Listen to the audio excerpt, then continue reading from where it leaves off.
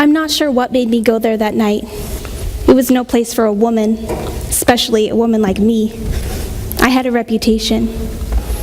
Every man there knew about me. Most of them had also heard of me following after Jesus like a lovesick calf. And I was lovesick. He was all I could think of day and night. I'd think, why do I feel the way I do? Why do I just want to be around him, to hear the sound of his voice? He's just a man. How can he make me feel this way? I want to be near him. He doesn't treat me the way other men treat me. When he looks at me, I feel he loves me just as I am. He accepts me for who I am, not what I can do for him. I want to hear his words of love for me, but not like other men have spoken to me. Something holds me back from him, though. Every time he seems to get too close to me, I draw away in panic. He seems to want my soul. Can I give him that? Do I want to give him that? Yes, 1,000 times, yes. But how? How do I do that?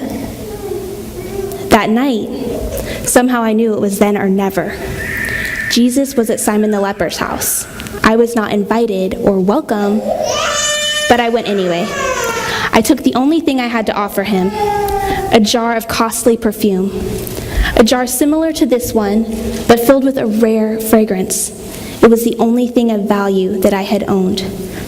I had been saving it as my life insurance policy for the day that I would grow old and no man would want me. It was my life savings, so to speak.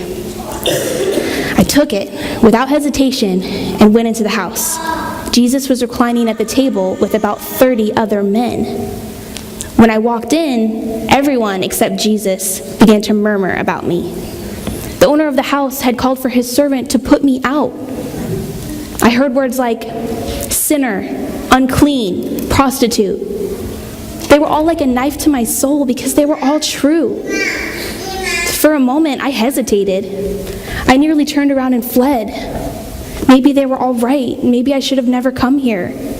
Maybe this was the biggest mistake in my life of mistakes. But then I saw his eyes looking at me, looking into me. I fell at his feet and sobbed. My tears came so fast I couldn't speak. But he knew my heart. His feet were wet with my tears and the dust from the street. What could I do? I hadn't even thought to bring a towel. Just then, my hair fell into my eyes and I knew what to do. I wiped his feet with my hair. Still weeping, I broke the jar of perfume and I poured it on his feet. My life was in that jar until that moment. Now, my life was in him.